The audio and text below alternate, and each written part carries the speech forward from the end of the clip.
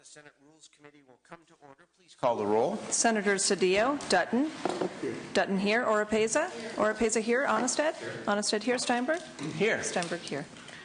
I would like to welcome some special guests who are in the audience here. My mother, Arlene Steinberg, is in the front row, and my cousin Naomi. They're here to see what she's here to see what her son does for a living. And it ain't pretty, let me tell you.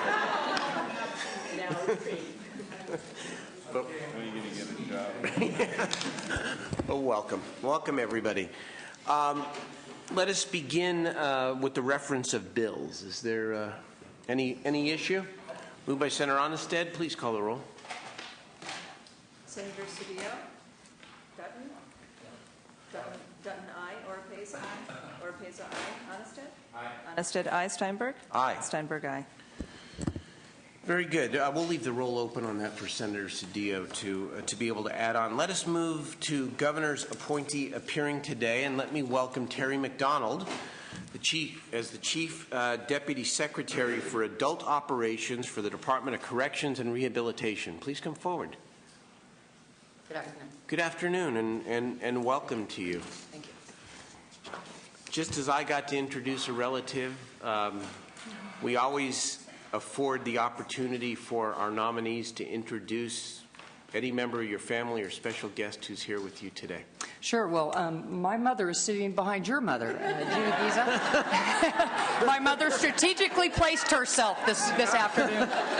Good move. My partner of many years, Deborah Del Carlo, my older brother, Scott McDonald, and his wife, Angie, and a dear friend, Kathleen Marco, is here. And then my family is also watching on the internet today. So welcome to all of you. Welcome to all of you.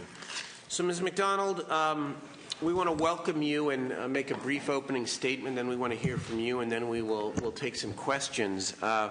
Just your job title itself, I think, is a statement of the fact that few people in state government actually have larger job responsibilities than yourself. You're responsible for overseeing 33 prisons, 41 fire camps, a variety of out-of-state locations, and all parole functions at 85 sites. And as I understand it, you're furloughed 3 days a month, just like everybody else. Let's hope that ends soon. So I want to begin by saying thank you to you for your public service. Ask you to make an opening statement, and then we want to ask you some hard questions, not necessarily about you and your performance per se, but about the challenges that this department faces and how you intend to address them as a big part of the team. So welcome, and any other member want to make a comment? All right.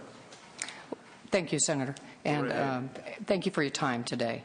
It's an honor and a privilege to sit here today seeking confirmation for Chief Deputy Secretary. It's also an honor and a privilege to represent tens and thousands of correctional professionals that provide public safety to the state of California. I began my working life 29 years ago working in mental health facilities, where I worked as a mental health worker for hospitals providing treatment for chronically and seriously mentally ill people. I also worked at a hospital prior to coming to the department that did drug and alcohol rehabilitation and eating disorders, depression disorders. I came into corrections because I come from a family that believes in public service. My father was a fire captain. My brother, who sits behind you, was a deputy sheriff and is a fire captain now. So we understand the importance of public service. Started as a correctional officer at Sierra Conservation Center, and I've worked in 3 different prisons, Folsom State Prison, the California Medical Facility. I've worked my way up the ranks, officer, sergeant, lieutenant, captain, a variety of special assignments from labor relations and training, healthcare services. I worked in the mission-based structure where I helped provide oversight and support to the northern region from women's prisons to Pelican Bay. I worked in the missions where we oversaw the level 2 and 3 general population facilities. I was the Chief of Classification Services Division. I was the Associate Director for Reception Centers, and I'm currently in my current assignment.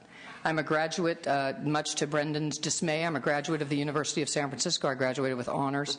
He's a St. Mary's guy.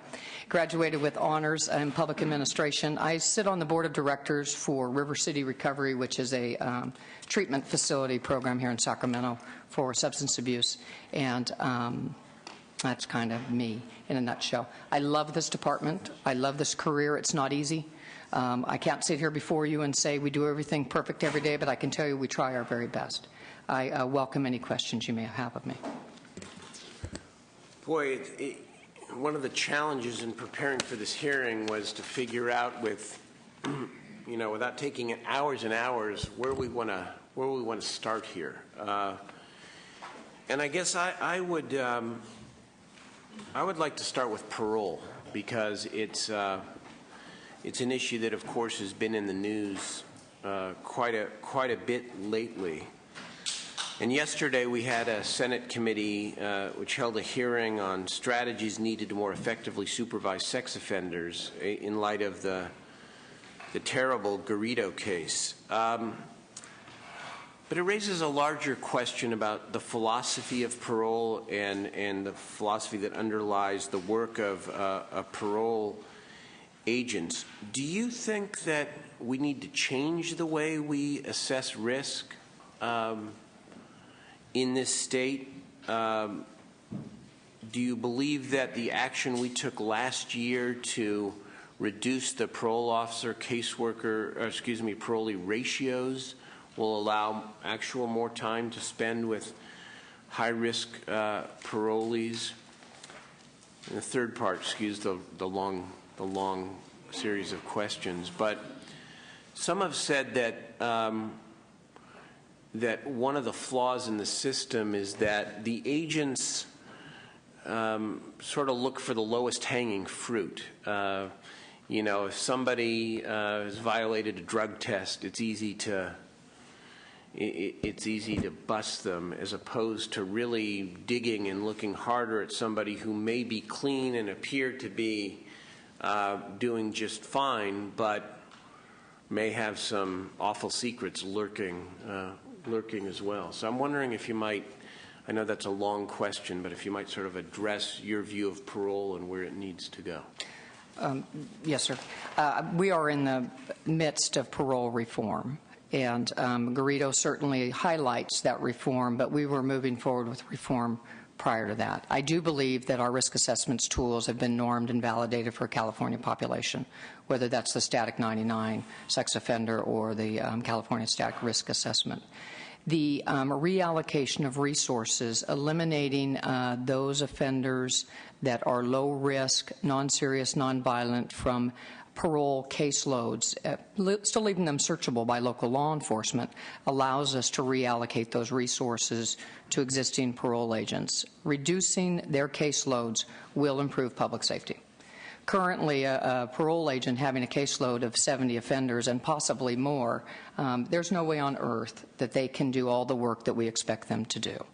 There's other things that we're doing with parole, the creation of field training officers, so we're training our agents better when they hit the streets, some changes to our academy in response to Garrido, the assignment of field-level supervisors, sergeant level, which we've never had before, will be available to make our parole system better. I don't think it's going to happen overnight. I don't want to give the expectation it will, because there's also some cultural changes we need to take. You asked the question about low-hanging fruit and whether or not a parole agent can just simply grab a guy with a dirty drug test or a gal with a dirty drug test and lock them up.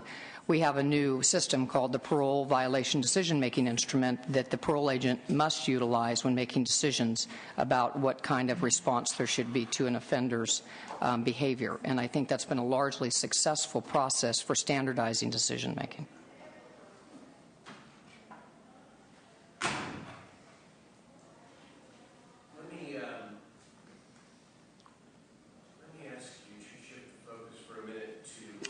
The issue of CDCR managers and wardens. It struck us in preparation for this hearing that in your 33 prisons, our 33 prisons, there are 18 acting wardens, and that many of the managers within the system retire at age 50, and it begs the question, does CDCR have a bench of qualified administrators, qualified managers to be able to fill this gap as people are retiring earlier and earlier? Yes, I believe we do. Now, is every person that is in that bench and in that queue for training, do they have the broad perspective understanding? Do they have everything that they need? No. I believe that correction has some of the best correctional experts in the nation. And the reason why, because our prisons are complex, and they're big, and they're large. I've been to ACA conferences and met with wardens from other states, and I will tell you that our associate wardens are as skilled and as trained as wardens. We are going to be challenged with warden turnover. That's the reality that every law enforcement agency faces and fire department faces with an enhanced retirement system. We're focused on that. We're going to make sure that we're training people and getting them ready and selecting our best candidates. It's going to be a challenge, but we'll keep moving forward with it. Senator Oropesa. Thank you very much, Mr. Chair. Appreciated your time earlier today. Enjoyed our conversation. I'd like to focus on just a couple of areas, and they won't be surprises to my colleagues, I don't think. One of the areas that has struck me as in need of some help, change, is our women in prison, and how can you talk a little bit, first of all, about how our women in the prison system are, how you view the differences in terms of what the prison system should provide to, and the differences between the genders? Certainly. Certainly. Notwithstanding the obvious. The California, I think, has come a long way in understanding that female offenders are different than male offenders. We kind of were behind the 8 ball nationally with understanding managing females, but I think now we're towards the cutting edge of it. Female offenders, for example, are all classified by level, but we house them all together. We do not do that with males. Mm-hmm. Female offenders tend to be more traumatized. They have more sexual abuse as children, more emotional abuse, and their familial structures aren't as solid as male offenders. I believe that we're responding for that need for female offenders through our gender-responsive strategy and our master plan for females. I understand that there has, after some time, been an appointment to the position of Associate Director for Female Offender Programs. Granted, this committee still has about a year to review before we see her and evaluate the appointee. But the fact that there has been an appointment is a step in the right direction, I would say. Let me ask you, female prisons, unlike male prisons, do not have gangs or violence or overall security concerns, do they? No, I would say they do, Senator. They do have gangs and they do have violence. It's a different sort. Gangs aren't as prevalent in females. Females create families. Males don't do that. And there is violence, but it's generally one-on-one violence versus riotous type violence of the males.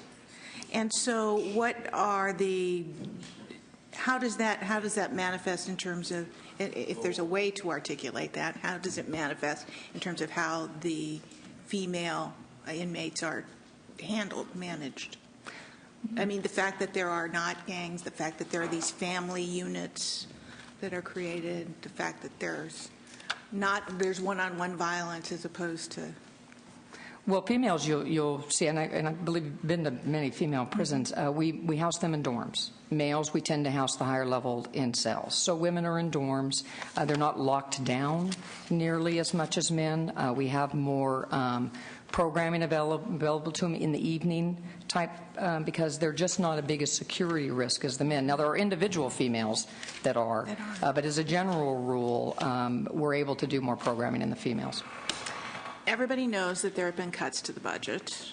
The budget was cut by $1.5 billion, I believe. What has been the impact of these cuts on the master plan for female inmates? There's been no specific cut on the master plan for females. However, we took a $250 million cut to programs across the board, and we used some of the money earmarked specifically for females towards that cut. But as far as the actual task on the master plan, none. We're moving forward on the master plan. So, so were some programs eliminated or cut back as a result of having to shift money to cover other, if I'm understanding you correctly, you had to shift money in order to cover other needs? And did that mean that there were program reductions or eliminations? Similar to the male programs. So the vocational substance abuse programs that were reduced in the male facilities were also reduced in the females. The specific female programming, like the Leo Chesney Female Wraparound Service Program and the Family Foundation programs, were not eliminated. And how about the parole programs for women who are actually paroled and then out into the community? So the Sacramento program, the Female Residential Multi-Service Center, was left up and running. We did not expand that program elsewhere. And the female offender treatment programs for substance abuse were left up and running. Okay. Yeah, I think that's a great program, and hopefully there'll be a day soon when it can be expanded to other parts of the state, because I think it's a super program. Let's see.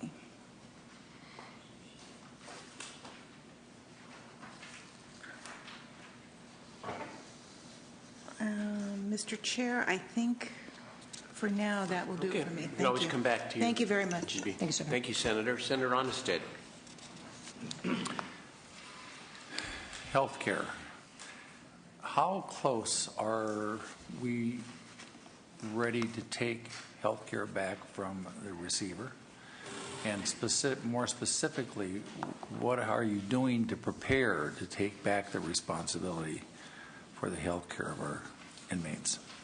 I wouldn't want to sit today and give you a date on the date we would take back health care. I can tell you that we collaborate and work with staff from the receiver's office with that end in mind.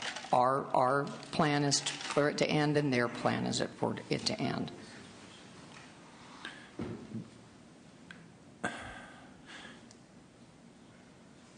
We ended up with the receiver having to take over. What has what have you folks done to make sure that that doesn't happen again? I understand he's hired more physicians, he's hired more staffing, he wants to build more beds, etc. But once he leaves, that doesn't necessarily mean it stays that way. There was a problem to begin with. That's why he had to come in. What have you prepared for, or what are you doing different so that when he does leave, you're ready to maintain? Sharon Augst, who's my peer, Chief Deputy Secretary in Healthcare, collaborates with the receiver himself and the receiver staff on the transition of healthcare services to that. So whether that's an understanding of the hiring practices or the understanding of their strategic plan on where they're going, she does that as well. We're working with them on bed needs, the population demographics of how we need to manage offenders, whether they're mentally ill or developmentally disabled or medical needs. We work with that toward that end too. I have a peer, peer, over in the receiver's office that I interact with as it relates to, say, medical guarding and transportation or medical ducats, where they do a report on how we're doing with access to care. I review that report, and if there's some glitch in that report or somebody's not performing at 90% accuracy, for example, I follow up with the prison to say what's going on to get that fixed. So the systems that they've put in place will transition over to us to make sure that we don't drop below what's going on now and continue to improve. Once the receiver leaves and no longer has 3 federal judges backing him up, some of that funding may go away. Are you prepared for that? We'll have to be prepared if that happens. Okay, thank you. Senator Cedillo, any questions? Just briefly, put you in a very challenging spot with our cuts, or actually with our budget reductions. Talk to me about the impact of shutting down the vocational programs? Is that the most cost-effective? What are your thoughts when you get to that point? And what are, just generally, I mean, you've got a very difficult job, and then you get budget constraints. How do you deliberate? How do you get to the point where you have to make the hard decisions? We've given you hard decisions to make. We have to make some ourselves. So tell me about your process and what your thoughts are, and why you think the cuts you've made are the most effective. This is a very complex and dynamic business, just like yours is. There are many different factors that we have to take into consideration, and I'll focus on vocational cuts. We make decisions based on what's going to be the best bang for the buck and what's evidence-based. So if a vocational program, for example, doesn't demonstrate that there's good employment for offenders when they get out, as we're having to decide how we're going to allocate our limited resources, we want to pick the programs that give us the most viability and reduce recidivism the most. So that's how we make those kind of decisions. Taking in totality that there may be some negative impacts, that's a consequence of a significant budget cut, but we'll manage through it. You have established partners in this? On your vocational programs? Absolutely. Elizabeth Siggins, Chief Deputy Secretary of Adult Programs, is my general partner in this. Okay. But do you have established partners in terms of the private sector, in terms of your vocational training? You're trying to train people for employment. Is there exit strategies that you employ that place people as they leave? That you have long-term relationships? Or if you do, it's fine. If you don't, it's fine. I'm just wondering. No, we just entered into a contract with EDD to help us with placement options as we go. And PIA, for example, Prison Industry Authority, provides placement opportunity for offenders. So we do have relationships. I'd like to see more relationships, and I believe the EDD will help with that enormously. A couple more questions, if I might, about parole, because it is such a significant an important subject. As you move to reduce the number of parolees that each parole officer is responsible for supervising, what will that mean practically? What additional services will that parole agent be able to provide to a parolee, or additional monitoring that they currently are not able to provide? Well, a good example will be as we're preparing parolees for release, currently they give us an address and we don't confirm that address. So now, under the pre-parole planning, a parole agent that's going to be the assigned caseworker for that offender will go review the address. We're also doing committees with parolees. Our plan is to do committees with parolees. What does that mean, committees? Currently, you'll bring the parolee to, I'm a parole agent, and my supervisor will be here, and the parolee will talk about your case plan with you.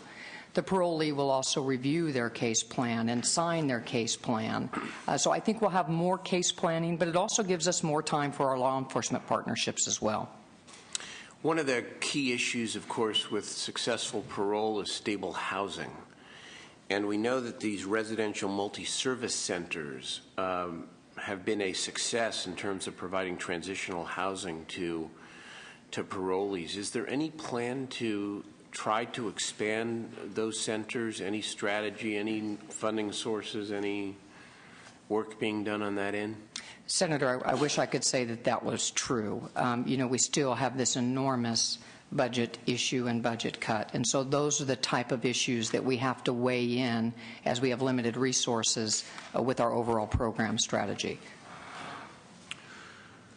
Finally, in terms of preparing inmates for parole, it's been reported to our committee here that even with the drastic cutbacks in program that you talked about a few moments ago, that self-help programs like AA or NA are even more important, and yet we're told that at several prisons the NA and AA programs have been shut down for 7 months. Why? And did others know about it? And how did this happen? And what are we going to do about it? I believe a communication glitch. I did not know about it, but I should have known about it. We report AA and NA through our CompStat process, and I review CompStat. I just didn't catch it. It was a funding allocation issue that the minute we found out about it, we resolved it. It's been corrected. Yes, sir. All righty. Senator Oropesa. Oh, sure. Thank you. If I could Of course. ask a couple of questions. As you know, as I mentioned in our conversation, cell phones in prisons is a major, serious concern to me. Our prisons are very overcrowded, and we're packing, as you know, 3 bunks deep, high. And we just cut up, as I said before, $1.5 billion from the budget, which is coming out of programs. Now we have these dangerous people, including gang members, packed in prisons with nothing to do, and then you get the figures about cell phones. And if you look at 2006, the number of cell phones in the prisons were 261, and last year they were almost 7,000. So it's really a blossoming business in the prison system. And cell phones can be used, as you know, to coordinate activities. We talked about this both inside and outside. But worst of all, they can be used to, plan major activities that continue the drug and other kinds of trafficking and violent behavior and criminal behavior on the outside through the leadership on the inside by way of cell phones. And I find that incredible. I find it just amazing. There was, in fact, a Time magazine article that spoke about how an inmate had escaped and used the cell phone to arrange for a getaway car. So this is just, I know, it sounds remarkable, doesn't it? It's remarkable. So in an effort to try and mitigate against some of that, I, as I mentioned, had introduced this measure, SB 1066, which would require the CDCR in conjunction with the IG to conduct these random searches of all employees entering prisons. And the CDCR officials have said that you can sell the cell phones for upwards of $400 a piece inside. The temptation is to sell these things, when you look at people of a certain income or whatever income, when you're talking about $400 a cell phone, that's quite an incentive to try and figure out ways to bring them in. So my question is, can you describe in your view what the kinds of problems are? Because we talked a little about this, and I'd like it on the record. What kinds of problems you view these cell phones in prisons as creating? And also, what type of security risks do you think they pose to everybody in the prisons? Thank you, Senator. We share your concerns about cell phones, and we don't stand alone nationally, concerns about cell phones. Every state and every federal correctional agency in the United States is concerned about cell phone interdiction. The numbers that you pose, the 2006, 2007, 2008 figures, may be more of a success than a failure in the fact we're paying attention to cell phones, we're finding more. But I am concerned, as you are, that offenders can talk outside the gangs, they can talk internally to gangs. We can be doing a cell search on one unit, and the inmates are calling another unit and saying they're on their way. So we are doing low-tech solutions, high-tech solutions, legislative solutions. Mr. Cate's been interacting with other directors and secretaries and Senator Feinstein seeking legislation for FCC blocking technologies. We have dogs that seek out cell phones. We are doing Operation Disconnect, which is exactly what you mentioned, which is our unannounced and random searches of staff coming in. But let's be candid. I was out in a prison the other day, and there was an inmate in segregation, and he was on contraband watch. And I asked, why is he on contraband watch? And visiting over the weekend, he had tried to bring a cell phone in secreted in his body. So there's a huge commitment for offenders to bring those in, and it's a huge challenge for us. Go ahead. Have you done any kind of analysis of, is there a profile of individuals who bring these in? Or what type of prisoners use the cell phones when they're in prison? Is it mainly gang-related, or are there any ways to identify, like, a profile of a kind of inmate, profile of an inmate? We haven't done a profile. I will tell you it's all across the board. We find them in low-level prisons and high-level prisons and women's prisons. We find them everywhere. Wow. Well, I'm really glad to hear that you are making these efforts. And I think that this is, and perhaps the technology is in the future, but hopefully not too far in the future. This blocking concept, I think, would be great if we could come up with a way to do that where it just don't work. It's useless to bring them in.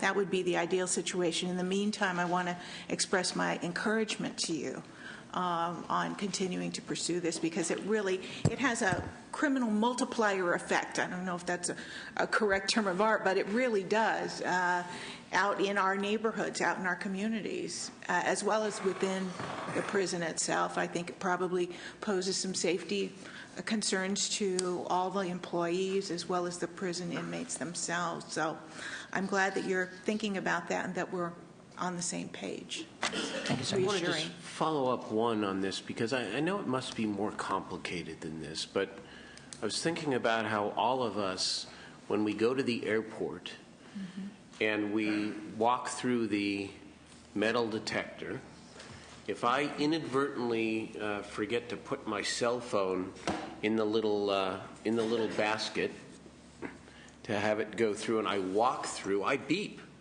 I mean, it's happened a couple of times. Why isn't it that simple in terms of having everybody who walks into a secured facility like a prison, that we don't walk them through and confiscate the phone if they beep, or provide the deterrent, obviously, to not bring in the phone? I'm sure it's more complicated, but I just... Fiscally, it's complicated, and structurally, it's complicated. If you look at the number of staff that's processing you and the amount of time it's processing through the airport, and it's designed specifically for that. Our prisons aren't all designed that way. Our custody people come in with their belts on that have equipment all over them. Their shoes have metal in them. So their badges set off. So it's kind of complicated in the fact of the type of people that we're processing through. Certainly wouldn't be opposed in the long run to doing a model and seeing how that works, but it is a fiscal issue. Can I add on to that I just think, isn't there also a situation where the prison employees don't go through metal detectors when they go in to the prison? Is that correct? That is correct. Yeah, so there you have it. So, I mean, you can screen non-employees through a metal detector if you had the resources. You could screen employees, too. Is it a matter of... Yeah, and that's my bill. And that's what they're... is this a matter of collective bargaining, or is this... It would certainly be a matter of collective bargaining.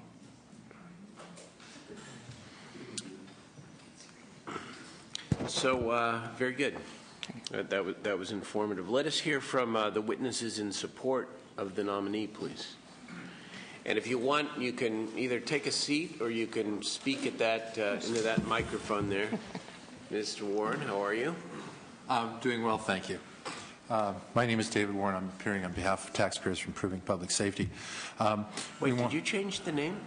No, you changed the name when Matt was here testifying. For Prudent Public No, Safety? Taxpayers for Improving Public Safety. Improving. I'm sorry, I'm on a new medication, and sometimes I slur my speech. You'll please forgive me. You're fine. It's not alcohol. It's prescribed medication. We want to strongly support the nominee.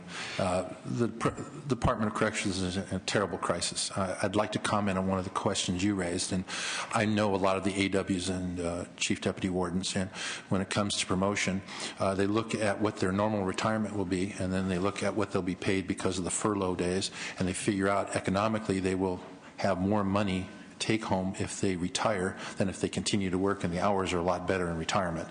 And so a lot of the backbenchers that we would hope would promote just take the economic make the economic choice which is most reasonable, and it goes with the burden. I can honestly say that the nominee has helped along the lines of religious issues that have been involved in the prison system, and has demonstrated strong leadership all through the system. If I may, Senator Onestad, I think the Mashiach will show up before the medical receiver departs from the prison system. And Ms. Oropeza, I would tend to disagree with the conclusions of the witness concerning the women's programs. The budget cuts have been catastrophic for education. At the CROB meetings, some women and all inmates will be attending 1 hour of school. The test for education will be reading ability, but that does not address mathematics and other skills that are necessary. And as for the contraband coming into the prisons, I'd like to make 2 comments on that. Number one, in reality, there are some employees who are troublesome, and we all recognize that. Department of Corrections employees are a microcosm of society. Some are the very best and some aren't.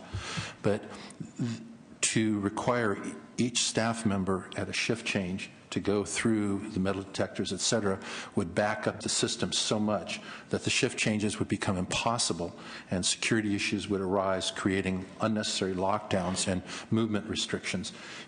Unless you've been in the prisons as I have, you would see that that is a difficult problem.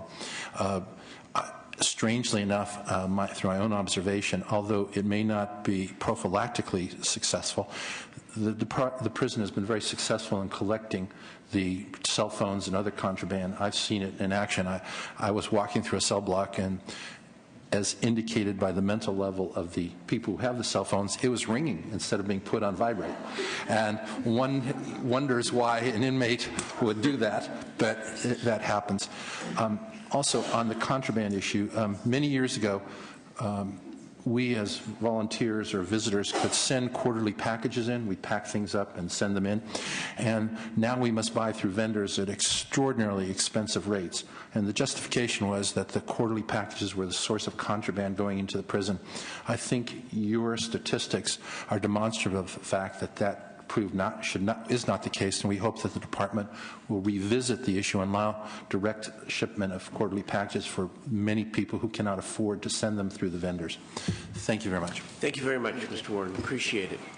Other witnesses in support, please. Welcome. Thank you. Good afternoon. Good afternoon.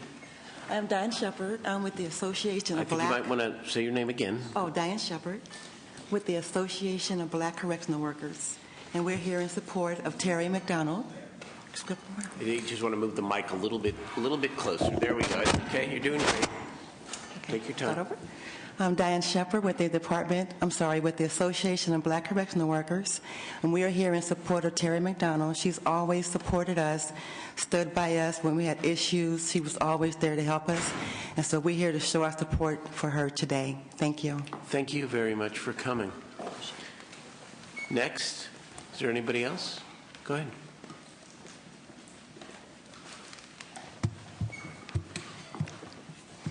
Good afternoon, Mr. Chairman and committee members. My name is Vanessa Nelson. I'm speaking on behalf of Life Support Alliance. Life Support Alliance advocates for the release through parole of life-term prisoners, eligible life-term prisoners. We would speak in support of Ms. McDonald for the post of Assistant Secretary of Adult Operations at the Department of Corrections and Rehabilitation. We have found her to be an approachable and fair-minded individual who puts public safety first, but is also mindful of the fact of long-term incarceration, the costs both in the human toll and in fiscal impact.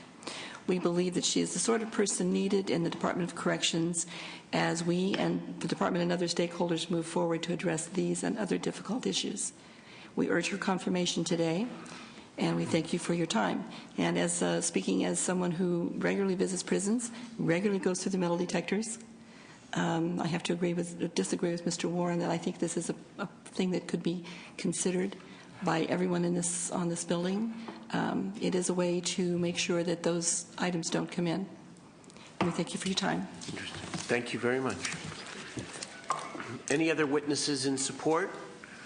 Are there witnesses in opposition? If not, I'd be happy to entertain a motion. Moved by Senator Oropeza. pleased to support your nomination and send it to the floor. By all accounts and by your appearance here today, you're a very dedicated professional who's doing, as I said in my opening statement, some of the most difficult work of public service. And we encourage you to continue and to do your best to work with Director Kate, who is here. Welcome.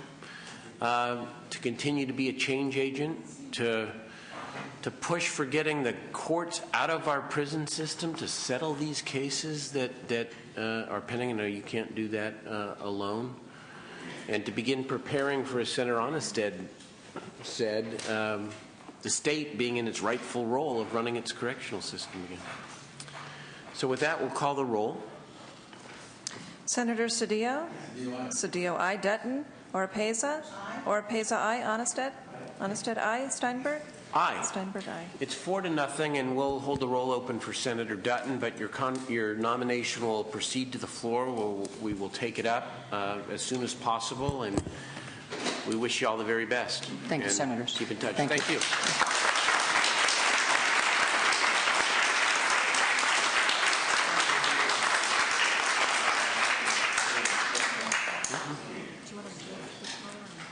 Let us lift the call on file item 1, please, for Senator Cedillo. Reference to bills.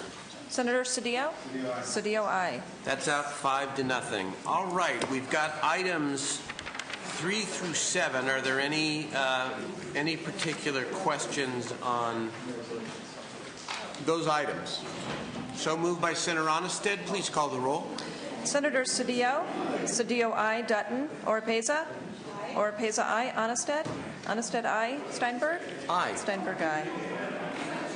We have one walk-on here, which is a request from our Office of International Relations to introduce Mr. Donald Tong, the Hong Kong Commissioner to the United States, during next Monday's session.